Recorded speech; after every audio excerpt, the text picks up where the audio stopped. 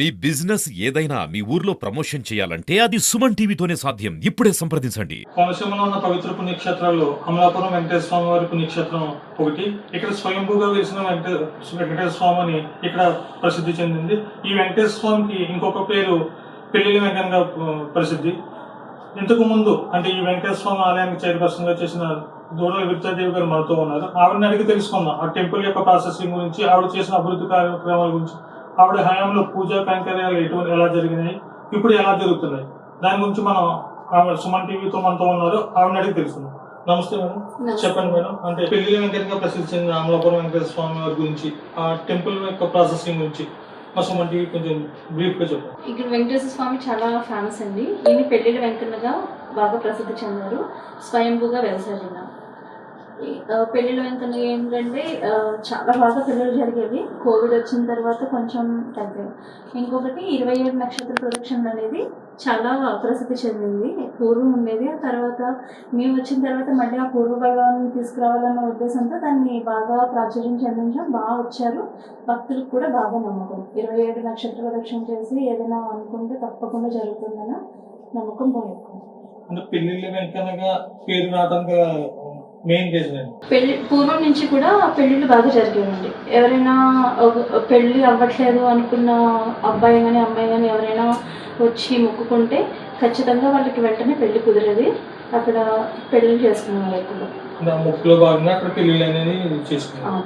అంటే ఇప్పుడు అంటే మీరు ఉన్న హయాంలో కానీ ఇప్పుడున్న హయాంలో కానీ వెంకటేశ్వర స్వామికి జరుగుతున్న పూజా కార్యక్రమంలో ఎటువంటి ఇబ్బందులు కానీ పూజలు జరగట్లేదని మీకు ఏమైనా ఎప్పుడైనా అనిపించింది?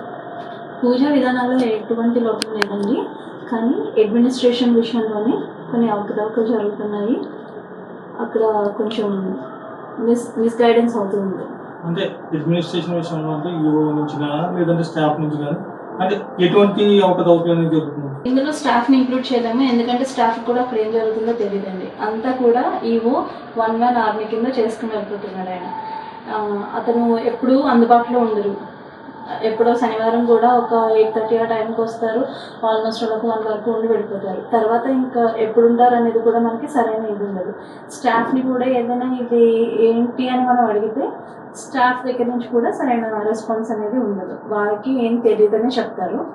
అతను కూడా ఒక గుమస్తాన్ని అయితే తీసుకొచ్చుకుంటాడు, ఆయన అతని ద్వారానే చేస్తాడు. అంటే ఈఓ చేయకుండా ఈఓ తరఫున ఒక పర్సన్ పెట్టి సాయం చేత మొత్తం చేస్తున్నారు.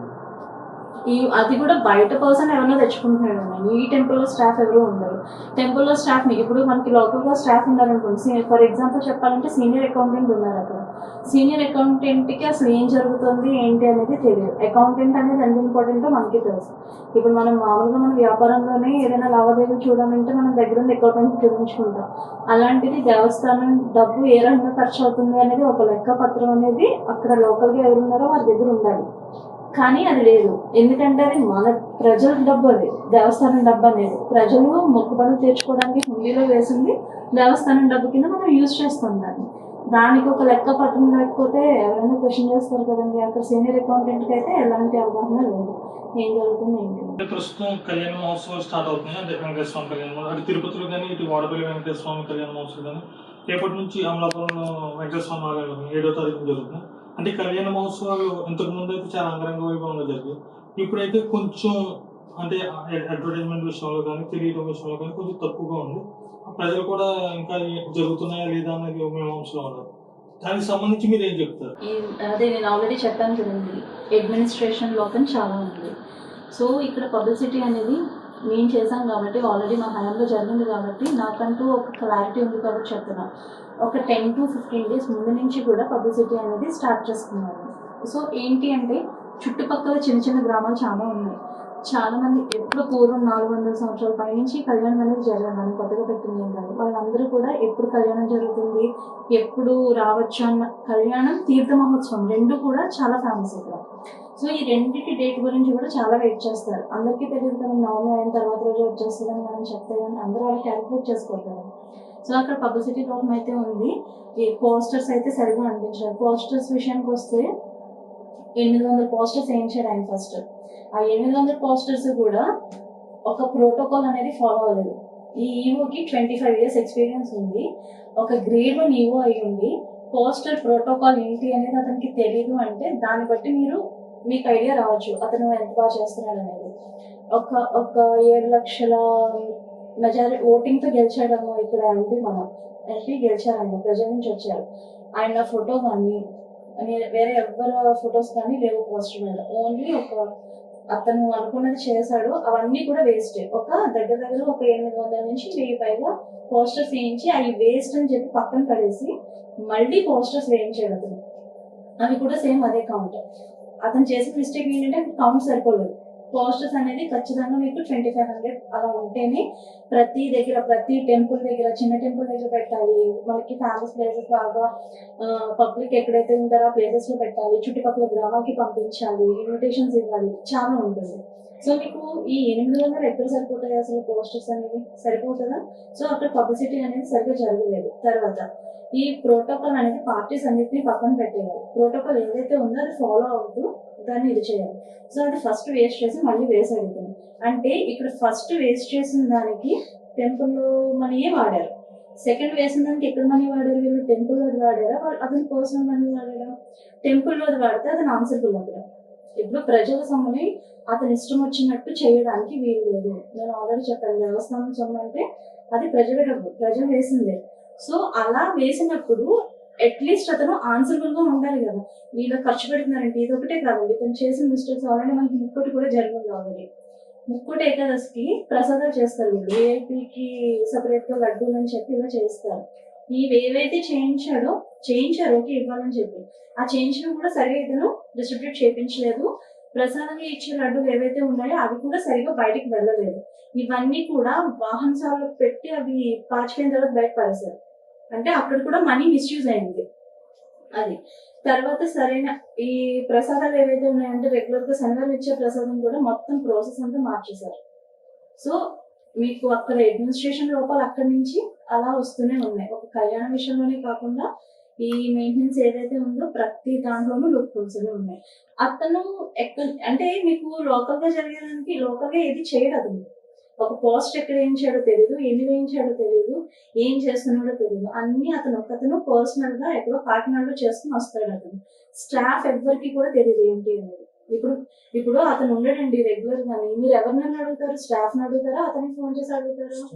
స్టాఫ్ ని అడుగుతారు. సో స్టాఫే కదా అక్కడ ఆన్సర్. మాకేం తెలియదు అంటే అక్కడ ఎవరు రెస్పాన్సిబుల్ గా లేరనే కదా దాని అర్థం. అంటే ఇప్పుడు పోస్టర్ డిజైన్ చేసి ప్రూఫ్ రీడింగ్ చేసి దాన్ని ప్రింట్ అవుట్ అవడానికి ప్రాసెస్ అనేది ఉంటుంది. ఓకే, వేరే అంత టైం తీసుకోకపోయినా అది ఒకటి వెళ్తుంది. అంటే మిగతా వాళ్ళతో డిస్కస్ చేశాను ఇవన్నీ ఉంటాయి. అవన్నీ ఎందుకు చేయలేదు? అంటే 1 man మీద ఎందుకు ఆయన అంత పర్టికులర్ గా ఉంటుంది? ఇప్పుడు మనం ఏదైనా అడిగామనుకోండి, స్టాఫ్ కి తెలియదు. అతను అడిగితే అతను లోకల్ గా ఉన్న లీడర్స్ కి అడిగిన వాళ్ళకి మధ్యన డిస్టర్బెన్స్ క్రియేట్ చేస్తున్నాడు అతను. మనం ఏదైనా అడుగుతుంటే అతను మన దగ్గర బాగానే చెప్పేస్తారు సమాధానం. అంటే లీడర్స్ మీద తోసేస్తున్నాడు అనమాట. లోకల్ లీడర్స్ ఎవరైతే ఉన్నారో వాళ్ళ మీదకి తోసేసి వాళ్ళు ఇలా చేయమన్నారు ఇది అని చెప్తున్నారు. అంటే అక్కడ ఏమవుతుంది, ఓకే వాళ్ళు ఇలా చెప్పారు అంటే మనకి వాళ్ళ మీద నెగిటివ్ ఫీలింగ్ వస్తుంది. వాళ్ళ దగ్గరికి వెళ్ళి ఏమని చెప్తాడు, మనం ఇలా చేస్తే వాళ్ళు చెప్పినట్టు చేసామేంటి అన్న టైప్ లో మన మీద నెగిటివ్ చెప్తాడు. అంటే ఇద్దరి మధ్య డిస్టర్బెన్స్ క్రియేట్ చేస్తున్నాడు, ఎవరు మాట్లాడుకోకుండా, ఎవరికి సరైన కమ్యూనికేషన్ లేకుండా ఉండడానికి. సో ఇలాంటివి జరుగుతున్నప్పుడు మనం ఎవరైనా అప్రోచ్ అవ్వాలి డైరెక్ట్ గా. అంటే ఏంటంటే నన్ను ఎవరో అడగకూడదు, నన్ను ఎవరో క్వశ్చన్ చేయకూడదు, నాకు నచ్చినట్టు నేను చేస్తాను అన్న పన్నాలో వెళ్ళిపోతుంది. ఇప్పుడు గౌరవనీయులైన ఎంపీ గారి ఫోటో కూడా మర్చిపోయేంత చేస్తాను. అంటే ఆయన వెనకాల ఏదైనా ఫోర్స్ ఉందా, ఆయన ఇంటెన్షనల్ గా కావాలని చేస్తున్నారు? అది ఆయనకి తెలియాలి. ఎందుకంటే మనం అడిగితే లీడర్స్ మీద నెట్టేస్తాడండి. నేను అదే చెప్తున్నా, మనం ఏదైనా అడిగమనుకోండి ఫలానా వాళ్ళు చేయమన్నారు అని చెప్తాడు. ఇప్పుడు మనం వాళ్ళు చేయమన్నారంటే ఇది అంటే అక్కడ అది పెద్ద డిస్టర్బెన్సే కదా, క్లాష్ వస్తుందా రాదా మధ్యలో.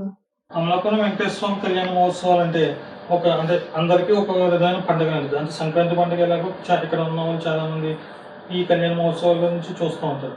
సో మీ హయాంలో కళ్యాణ మహోత్సవాలు ఎలా జరిగినాయి? అంటే మీరు ఏ రోజైతే ముహూర్తం పెట్టించారో ఆ రోజు నుంచి చివరి వరకు, అంటే చివరి కొబ్బరికాయ కొట్టే వరకు ఎలా ప్రాసెస్ చేసేవారు, మీరు ఎలా చేశారు, దాని గురించి మేము మాకు కొంచెం చెప్పండి. కళ్యాణం అనేది చాలా ప్రెస్టీజియస్ గా తీసుకున్నాను. అంటే వెంకటేశ్వర స్వామి కళ్యాణం మీరు చెప్పినట్టే ఒక సంక్రాంతి పండుగతో ఈక్వల్ గా చూసుకునే వాళ్ళందరూ కూడా. మేము కోవిడ్ తర్వాత ఫస్ట్ టైం మేము ఛార్జ్ తీసుకున్నాక ఫస్ట్ కళ్యాణం చేయడం. నిజంగా ప్రజలందరూ చాలా సంతోషించారు. అంటే అప్పటికి కోవిడ్ వచ్చి ఇంచుమించు ఒక 5 ఇయర్స్, ఒక 3 to 4 ఇయర్స్ లేదనుకుంటా. కళ్యాణం అనేది లేదు. సో రథోత్సవం, కళ్యాణం అవన్నీ చూసి చాలా హ్యాపీగా ఫీల్ అయ్యారు. ఎప్పుడో మా చిన్నప్పుడు చూసాము, ఇంతలా జరగడం మళ్ళీ ఇప్పుడు చూస్తున్నామని. అంటే చిన్నప్పుడు చూసింది ఇప్పుడు చూసారంటే అంత ప్రెస్టీజియస్గా తీసుకుని అప్పుడు పూర్వ వైభవాన్ని అంతా తీసుకొచ్చాము. దానికి స్టాఫ్తోనే ఇంక్లూడ్ అయ్యాము. మొత్తం అందరూ చాలా కోఆపరేట్ చేశారు, చాలా కష్టపడ్డాం. ఎందుకంటే అందరితో కమ్యూనికేట్ అయ్యి చేశాం. కానీ ఇప్పుడు జరిగేదానికి అప్పుడు జరిగేదానికి చాలా వేరియేషన్ ఉంది. ఇప్పుడు అప్పుడు మేమున్న టైంలో అయితే మీకు చెప్పాను కదా, 1 month ముందు నుంచి కూడా మాకు ఈ హడావుడి అనేది స్టార్ట్ అయ్యేది. ముహూర్తం గురించి అయితే ఏంటి, ఫస్ట్ స్వామివారిని పెళ్లి కొడుకుని చేయడం, తర్వాత ఎదురు సన్నాహాలు చేయడం, ఈ కళ్యాణం ముందు జరిగే విశ్వక్సేన పూజ, ఇవన్నీ కూడా చాలా ఒక ప్రాసెస్లో వెళ్ళిపోయేది. సో ఏంటంటే పురోహితులు అలాగే కోఆపరేట్ చేసేవారు, వీళ్ళు స్టాఫ్ కూడా అలాగే కోఆపరేట్ చేసేవారు. మొత్తం కల్చరల్ యాక్టివిటీస్ ఏవైతే ఉన్నాయో అవన్నీ కలెక్ట్ చేసుకోవడం, ప్రతి జరిగిన వారం రోజులు కూడా ప్రతిరోజు ఏదో ఒక ఈవెంట్ జరుగుతూనే ఉండేది. నృత్య కళలు అయితే ఏంటి కానీ, కోలాటం అయితే ఏంటి, లేకపోతే సంగీతం, ఇలా ఏవో ఒకటి జరుగుతూనే ఉండేది. సో అది చాలా గ్రాండ్గా జరిగేది. చాలా హ్యాపీగా ఫీల్ అయ్యాను కూడా, చాలా సాటిస్ఫాక్షన్ వచ్చేది. అప్పుడు బాగా జరిగింది. అంటే ఇప్పుడు 7వ తారీఖు నుంచి జరిగే కళ్యాణ మహోత్సవం గురించి అంటే ఎలా జరుగుతుంది, అంటే టెంపుల్ దాని మీద శ్రద్ధ పెట్టారా? అంటే ఆయన ఇక్కడ ఉండరు అని చెప్తున్నారు, వేరే వాళ్ళు ఎవరు శ్రద్ధ తీయించారన్నారు. ఆయన కూడా టెంపుల్కి సంబంధం లేని వ్యక్తి. అంటే అక్కడ టెంపుల్లో ఉన్న వాళ్ళకి కూడా ఏం జరుగుతుందో తెలియదు. సో ఆయన ప్రాసెస్ ఎలా ఉంది? అంటే మీరు అంటే పాంప్లెట్ డిజైనింగ్ దగ్గర నుంచి, పోస్టర్ స్టిక్కింగ్ దగ్గర నుంచి, అంటే చివరికి కొబ్బరికాయ కొట్టే వరకు మీ ప్రాసెస్ ఎలా ఉంది? మా ప్రాసెస్కి ఈయన ప్రాసెస్కి చాలా డిఫరెన్స్ ఉందండి. ఎందుకంటే మా ప్రాసెస్లో అయితే మేము ఇంకా 10 days కూడా ఆల్మోస్ట్ ఇంకా టెంపుల్కి అంకితం చేస్తాను. నా టైం అంతా కూడా ఏంటంటే ఇంకా మనం అన్ని పిన్ టు పిన్ దగ్గర చూస్తున్నాము. ఇప్పుడు ఇతని దగ్గర నాకు డెడికేషన్ కనిపించలేదు. ఇది మీకు ఫర్ ఎగ్జాంపుల్ చెప్తాను. మనకి ఇక్కడ ఈ ఇన్విటేషన్ చూపిస్తాను దానికి ఎగ్జాంపుల్. ఇది మేము వేయించిన ఇన్విటేషన్. ఇది ఎప్పుడు 2023లో జరిగిన కళ్యాణానికి ఇప్పుడు వేయించిన ఇన్విటేషన్ ఇది. ఓకే, అంటే ఇది ఒక బుక్లెట్ రూపంలో ఉంది. ఫస్ట్ నుంచి పూర్వం నుంచి మీకు ఒక 10 years నుంచి చూసుకుంటే మీకు ఎప్పటికీ కూడా కళ్యాణం ఇన్విటేషన్ అనేది ఇలానే వచ్చేది. ఇప్పుడు ఇది ఈ ఇయర్ వేయించిన ఇన్విటేషన్. ఇప్పుడు దీనికి దానికి ఎంత వేరియేషన్ ఉందో మీరు చూడొచ్చు. అంటే అదొక బుక్లెట్లో ఉంది, ఇది జస్ట్ ఏదో మీకు ఒక పాంప్లెట్ లా చేసి ఇచ్చేసారు అంతే. మీకు ఎక్కడ డీటెయిల్స్ ఉన్నాయి? అసలు డీటెయిల్స్ ఏం లేవు కదా. ఇందులో ఏంటంటే మీకు ప్రతి పేజ్లో కూడా ప్రతిదీ డీటెయిల్డ్గా ఉండేది. అంటే మీకు ఫస్ట్ నుంచి కళ్యాణం ఎప్పటి నుంచి ఎప్పటికి జరుగుతుంది, ప్రతిదీ డీటెయిల్డ్గా ఉండేది అనమాట. ఏ రోజు ఏంటి, ఏ టైం నుంచి ఏ టైం వరకు. అదే కాకుండా ఇక్కడ మీరు చూస్తే డోనర్స్ నేమ్స్ కూడా ఉంటాయి. ఇది ఉందనుకోండి, అంటే మేము ఛార్జ్ తీసుకున్నప్పటి నుంచి ఏం చేసాము, ఎలా చేసాము, ఎవరు ఇచ్చారు, ఎవరెవరు ఎంతెంత డొనేషన్స్ ఇచ్చారు, ఏమేమి చేసాం అనేది అభివృద్ధి కార్యక్రమాలు అనేవి ఇక్కడ వచ్చాయి. ఆ తర్వాత మీకు ఇక్కడ చూసుకుంటే ఫస్ట్ 2023లో డొనేషన్స్ ఇచ్చిన వాళ్ళు ఉంటారు. ఇది 2022 నుంచి 22లో ఇచ్చిన డొనేషన్స్ వాళ్ళవి ఇవి పేర్లు. ఏంటంటే వాళ్ళు ఇచ్చింది ఒక గుర్తింపు కింద ఉంటుంది. మనం వేస్తే ఇది ఓన్లీ ఒక 2-3కి వెళ్ళే పాంప్లెట్ కాదు. ఇది ఓవరాల్గా మనకి అమలాపురం చుట్టుపక్కల ఉన్న గ్రామాలకి ఏంటి అన్నిటికీ వెళ్తుంది. సో అందరికీ పబ్లిసిటీ అయ్యేటప్పటికి ఇచ్చిన వాళ్ళకి హ్యాపీ ఫీల్ అవుతారు. ఒక ఇన్ఫర్మేషన్ అనేది ఉంటుందండి ఇందులో. కానీ ఇందులో నాకైతే అలాంటి ఇన్ఫర్మేషన్ ఏం కనిపించలేదు ఇందులో. ఎందుకంటే దీన్ని ఏదో మరి వీళ్ళు మనీ సేవ్ చేయాలనుకున్నారు లేకపోతే వృధా అనుకున్నారో నాకు తెలియదు. కానీ ఇందులో మొత్తం కుదించేశారు. అసలు ఎవరికైనా ఎక్కడైనా క్లారిటీ ఉందండి ఏదప్పుడు జరుగుతుంది అనేది. సో దీన్ని బట్టి మీరు అర్థం చేసుకోవచ్చు అతని డెడికేషన్ ఎంతవరకు ఉంది, ఎంత బాగా ఇది చేశారు అనేది. అంటే మీరు మీ హయాంలో ఉన్నప్పుడు అంటే చాలా అభివృద్ధి కార్యక్రమం, అంటే బేడా మండపం కానీ, అన్నప్రసాదం చేసి ప్లేస్ కానీ, అంటే గుళ్ళకి రంగులు వేయటం కానీ, అంటే ప్రసాదం వితరణ చేయడం విషయంలో కానీ చాలా చేశారు. అంటే అవి ఆ కార్యక్రమాలను ఇప్పటి వరకు కంటిన్యూ అవుతున్నా? అంటే ఇప్పుడు ఏమన్నా టెంపుల్ డెవలప్మెంట్ కోసం ఏమైనా వచ్చేటువంటి జరుగుతుంది ఇక్కడ? నాకు తెలిసి మేము వచ్చిన తర్వాత అయితే డెవలప్మెంట్ ప్రాసెస్లో ఎలాంటి ప్రోగ్రెస్ లేదు. అంటే ముందుకు వెళ్ళింది ఏదీ లేదు. నేను చేసినవన్నీ కూడా ప్రసాదం విషయంలో అయితే మాత్రం నేను చాలా మార్పు తీసుకొచ్చామని చెప్తాను. మేము చేసిన టైంలో మా టీం ఏదైతే ఉందో చాలా మార్పు తీసుకొచ్చాం. ఎందుకంటే ప్రసాదం తినడానికి కూడా ఎవరు ఇష్టపడేవారు కాదండి. టు బి ఫ్రాంక్ చెప్తున్నాను. నేను ప్రమాణ స్వీకారం చేసినప్పుడు ఏదైతే చెప్పానో ప్రసాదం అనేది నేను అది ఇంప్రూవ్ చేస్తానని, అందులో క్వాలిటీ క్వాంటిటీ రెండు కూడా ఇంప్రూవ్ చేశాను. మీకు ప్రసాదం ఎప్పుడు ఆల్మోస్ట్ మీకు ఫస్ట్ పూజ అయిపోయిన తర్వాత 5:30 నుంచి డిస్ట్రిబ్యూట్ చేయడం స్టార్ట్ చేసేస్తాను. ఆల్మోస్ట్ 11:30 వరకు పులిహార స్వీట్ రెండు కూడా వచ్చేవి. అంటే మీకు 11:30కి డైరెక్ట్ ఇంకా అక్కడ ప్రసాదం క్లోజ్ అయిపోగానే ఇంక భోజనానికి వెళ్ళిపోతారు. ఇప్పుడు అదేం లేదు అక్కడ. మీరు 10:30 వరకు మీకు ప్రసాదం ఇస్తారు. అది కూడా ఎలా అంటే 9:30 వరకు పులిహార స్వీట్ రెండు ఉంటాయి. 9:30 తర్వాత నుంచి అయితే ఇది ఉంటుంది, లేకపోతే అది ఆల్టర్నేట్ అనమాట. అంటే మీకు అక్కడ వాళ్ళు క్వాంటిటీ మెయింటైన్ చేయట్లేదు అక్కడ. సో 10:30కి అయిపోతుందంటే మరి 10:30 నుంచి 11:30 వరకు ఉన్న భక్తులు ప్రసాదం లేదని తిరిగి వెళ్ళడమే కదా. అంటే భోజనాల వరకు వెయిట్ చేసే వాళ్ళు ఉండరు కదండి. ఆ తర్వాత 11:30కి అయిపోయింది అంటే తర్వాత డైరెక్ట్ అన్న సమాధానం వెళ్తారు, తీసుకుంటారు. అది జరిగేది. అంటే సౌకర్యాల విషయంలో కూడా ఆయన కరెక్ట్ గా ఉండట్లేదు. అంటే అంటే భక్తులు వచ్చేది అంటే పూజ అయిపోయిన తర్వాత కొంచెం ప్రసాదం తీసుకుని అది తీసుకెళ్లి అందరికీ పంచిపెట్టుకోవడం అనేది ఒక శుభ సూచకంగా చేస్తారు. సో కానీ అలా ఎందుకు చేస్తారంటే ఆయన ప్రసాదం విషయంలో కూడా అంతలా చేయడానికి కారణం అంటే అవినీతి ఏమన్నా అందులో ఒక భాగం అంటారు. అది మనకి అంత డెప్త్ మనకి ఇది అవ్వదు. ఏంటంటే నేను అక్కడ పైన జరిగే చెప్తాను, అది అవినీతి చేస్తున్నారా ఏంటి అనేది మనకి తెలియదండి. అక్కడ లోపం అయితే జరుగుతుంది. అది ఎందుకు లోపం జరుగుతుంది అంటే అతను ఇక్కడ టైం ఎక్కువ స్పెండ్ చేయకపోవడం వల్ల జరుగుతుందా, లేకపోతే స్టాఫ్తో కూడా అతను కమ్యూనికేట్ అవ్వకుండా అతనికి నచ్చిన పందాలు అతను పర్సనల్గా చేసుకోవడం వల్ల జరుగుతుందా అనేది మనకి తెలియదు. సో ఇప్పుడు ఏంటంటే మీ ఇంట్లో ఉన్న వాళ్ళతో మీరు మాట్లాడడం మానేసి పక్కింటి వాళ్ళతో మాట్లాడితే మీకు ఏమైనా ఉపయోగం ఉంటుందండి? మీ ఇంట్లో వంట చేయవలసిన వాళ్ళతో మీరు మాట్లాడితే మీకు ఏం కావాలో తెలుస్తుంది, పక్కింటి వాళ్ళకి ఏం తెలుస్తుంది? ఇతను చేస్తున్న పని అలా ఉంది. మీ స్టాఫ్ ఎవరైతే ఉన్నారో ఆ స్టాఫ్తో మాట్లాడి అక్కడ వాళ్ళు లోకల్ ఎప్పుడు లోకల్గా ఉండే వాళ్ళకి తెలుస్తుంది ఇక్కడ ప్రజలు ఎలా ఉంటారు, ఎలా జరిగేది ఏంటి అనేది. ఇతను ఎక్కడి నుంచో ఒక మనిషిని తీసుకొచ్చి చేయించుకుంటానంటే ఇలానే ఉంటుంది. అంటే ఎండోమెంట్ అంటే అధికారులు కూడా దీని మీద స్పందించకపోవడానికి ఏమైనా కారణం అంటే ఈయన ప్రోద్బలంతో వాళ్ళు ఏమైనా పట్టించుకోకపోవడం? ఎండోమెంట్ అనేది ప్రోద్బలం ఇది అంటే మరి ఇతనికైతే వెనకాల నాకు స్ట్రెంత్ ఉంది అన్నట్టుగా చెప్పుకుంటాడు. ఇది మరి ఇతని వెనకాల ఉన్న ఫోర్స్ ఏమైనా ఆపుతుందో లేకపోతే ఏంటనేది మనకైతే తెలియదు. ఒక ఈఓ చేసిన పనులన్నీ ఒక ఆయన తీసుకొచ్చిన గుమస్తా చేస్తాను అంటే షాడో ఈఓగా చేస్తాడు. అంటే ఆయనకి అంత ఇంపార్టెన్స్ ఇవ్వడానికి కారణం కూడా అంటే ఎంత కళ్యాణ మహోత్సవం ఎంత అంగరంగ వైభవంగా జరగాల్సింది కూడా జరగట్లేదు. అంటే ఆ షాడో ఈవోనే చేస్తాను మొత్తం అంతా. షాడో ఈవో చేస్తున్నాడంటే ఇప్పుడు ఇతను ఒక మనిషి ఎక్కడ మొత్తం ఓవరాల్గా మెయింటైన్ చేయలేడండి. కంపల్సరీ ఎవరొకరి మీద స్టాఫ్ మీద డిపెండ్ అయ్యి వాళ్ళ హెల్ప్ తీసుకోవాలి. మరి అతనికంటూ ఏమైనా సీక్రసీ మెయింటైన్ చేయాలనుకుంటున్నాడేమో, అతను మాత్రమే మెయింటైన్ చేస్తున్నవి ఏమైనా ఉంటాయేమో. సో అతనికి క్లోజ్గా వెనకాల ఎవరు ఉంటారో అతన్ని మాత్రమే తీసుకొస్తున్నాడు. అతను మరి వేరే టెంపుల్స్ కూడా ఇవ్వగా చేస్తాడు అని అన్నారు. మరి అక్కడ కూడా అతన్ని తీసుకెళ్ళి అదే చేసుకుంటున్నాడేమో. అంటే ఇక్కడ స్టాఫ్కి ఏదైనా చెప్తే ఇతను లూప్ హోల్స్ ఏమైనా బయటపడతాయని చెప్పి ఇతను ఏమైనా తెచ్చుకుంటున్నాడేమో మనకు తెలియదు. మరి అంటే ఇప్పుడు ఆయన టెంపుల్ కార్యక్రమాలను చేయడానికి ఎండోమెంట్ అనేది కొంత అమౌంట్ అనేది ఆ అమౌంట్ లో చేయడానికి ఆయనకి వచ్చిన ఇబ్బంది ఏంటి, లేదంటే ఆయన ఏమైనా సొంతకు వచ్చామని? ఇప్పుడు మీకు ఎండోమెంట్ క్యాష్ ఇస్తుంది అంటే ఎండోమెంట్ డబ్బులు ఇవ్వండి, మనకి ఇంత బడ్జెట్ అని వేసి ఇచ్చేస్తుంది. ఆ ఇచ్చిన బడ్జెట్లో మనకి హుండీ ఏదైతే ఓపెన్ చేస్తారో ఆ హుండీలో ఉన్న అమౌంట్ని మనం యూజ్ చేస్తాం వీటికి. మరి దాన్ని బట్టి అతను ఇప్పుడు ఏది ఎలా ఉందండి మీకు ఒక ఎగ్జాంపుల్ చెప్తాను. మరి మేము 23లో కళ్యాణం చేసేటప్పుడు 2 కళ్యాణాలు ఒక ఇయర్లోనే వచ్చాయి. అంటే మీకు ఒక ఇయర్కి వచ్చి ఇంత బడ్జెట్ అని ఇస్తారు. అంటే మీకు ఎండోమెంట్ డిపార్ట్మెంట్లో ఇక్కడ పెద్ద ఉత్సవం ఏంటంటే కళ్యాణం మాత్రమే, ముక్కోటి ఏకాదశి కూడా కన్సిడర్ చేయరు. సో అలా చేసినప్పుడు మీకు దానికి ఇంత బడ్జెట్ అని ఒక కళ్యాణానికి సంబంధించిన బడ్జెట్ ఒక ఇయర్కే ఇస్తారు.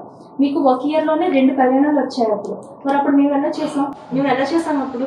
సో అంటే బడ్జెట్ అనేది ఉంటుంది, మీరు చేసేదాన్ని బట్టి ఉంటుంది. మనకి బడ్జెట్ లేదు ఇది అనడానికి ఎక్కడ ఆస్కారం ఉండదు. మీకు సప్లిమెంటరీ బడ్జెట్ కూడా ఇస్తారు. అందులో మనం చేయాలి అనుకుంటే చేయొచ్చు. ఏంటంటే అతను చేయట్లేదు అంతే. అంటే మీరు చేసిన చివరిగా మీరు చెప్పేది ఏంటంటే అంటే మీరు చేసిన టైంలో మీరు చేసిన అభివృద్ధి కార్యక్రమాలు అంటే టెంపుల్ డెవలప్మెంట్కి మీరు చేసిన కృషి గురించి టెంపుల్ డెవలప్మెంట్లో అయితే అండి డోనర్స్ సహకారంతో మేము రిక్వెస్ట్ చేయగానే డోనర్స్ ముందుకు వచ్చి వాళ్ళు సహకరించడంతో టెంపుల్కి చుట్టూ ఉన్న సాలాహారం స్టార్ట్ చేసాం. ఫస్ట్ స్టార్ట్ చేసింది అది సాలాహారం చేసాం. తర్వాత మెయిన్ టెంపుల్ ఏదైతే ఉందో టెంపుల్కి అర్ధమంటపం కట్టించాం. అర్ధ మండపం మెస్ టైప్లో ఉండేది, దాన్ని అర్ధ మండపం కట్టించాం. టెంపుల్కి పెయింట్స్ కూడా మేము వచ్చిన తర్వాతే అది డోనర్స్ సహాయంతో వేయించాం. ఆ తర్వాత ప్రసాదశాల వితరణ భవనం రెండు కూడా ఫస్ట్ ఎవరైతే డోనర్స్ చేశారో వాళ్ళే మళ్ళీ దాన్ని రీమోడిఫికేషన్ చేశారు. తర్వాత కోనేరు, అన్నిటికంటే ఇంపార్టెంట్ కోనేరు ఆధునికీకరణ, ఎందుకంటే అది కొంచెం ఎక్కువ టైం తీసుకుంది కూడా. తర్వాత క్షేత్రపాలకుడు, యాక్చువల్గా ఇక్కడ వెంకటేశ్వర స్వామికి క్షేత్రపాలకుడు పంచముఖ ఆంజనేయ స్వామి, అది కూడా ఒక 18 feet 18 అడుగులు స్టాచ్యూ ఒకటి చేయించాడు డోనర్స్ సహాయంతో.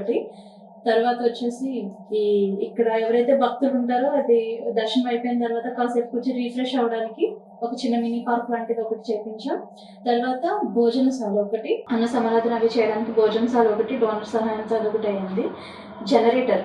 జనరేటర్ అసలు చాలా ఇయర్స్ నుంచి ఎంతో మంది రిక్వెస్ట్ చేయగా ఈ డోనర్ని మేము అడిగిన వెంటనే ఆయన చాలా సహృదయంతో స్పందించి డొనేట్ చేశారు అది. అదేవిధంగా పురోహితులు ఎవరైతే ఉన్నారో పురోహితుల గృహాల గురించి కూడా అది డోనర్స్ మేము అడిగిన వెంటనే డోనర్స్ ముందుకు వచ్చి డొనేషన్స్ అవి ఇచ్చారు. అది మేము ఎంతవరకు చేయగలిగామో అంతవరకు చేసాము.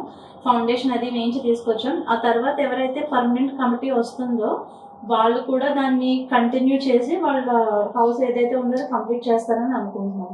ఇది ఇంచుమించు వాళ్ళు ఒక 30 years నుంచి వెయిట్ చేస్తున్నారండి ఈ పురోహితుల క్వార్టర్స్ కోసం. అయితే ఏంటంటే మాకు దేవుడు అవకాశాన్ని ఇచ్చాడు, దాంతో అది స్టార్ట్ చేసాం. ఆ స్టార్ట్ చేసింది నెక్స్ట్ వచ్చిన వాళ్ళు కూడా కంటిన్యూ చేస్తే బాగుంటుంది. ప్రమాణ స్వీకారం జరిగిన రోజు నుంచి ఆవిడ ఛార్జ్ అంటే రిజైన్ చేసే వరకు ఎక్కడ అవినీతి తావు లేకుండా టెంపుల్ అభివృద్ధి కోసం ఎంతో కృషి చేశారు. టెంపుల్లో కూడా ఎన్నో అభివృద్ధి కార్యక్రమాలు, అటు ప్రసాదం పంచిపెట్టడం విషయంలో కానీ, అంటే టెంపుల్కి రంగులు వేయించడం కానీ, పూజాది కార్యక్రమాలు అన్ని విషయాల్లో కూడా తనకంటూ ప్రత్యేక ముద్ర వేసి టెంపుల్ని అభివృద్ధి చేయడంలో తన వంతు కృషి చేశారు. ఇప్పటి వరకు ఆవిడ మనతో అంటే అభివృద్ధి కార్యక్రమాల గురించి నెక్స్ట్ కూడా ఇంకా జరిగితే ఇంకా బాగుంటుందని చెప్పడం జరిగింది. థ్యాంక్ యూ మేడం, మీ విలువైన సమయం మా సుమన్ టీవీకి కేటాయించినందుకు. Thank you.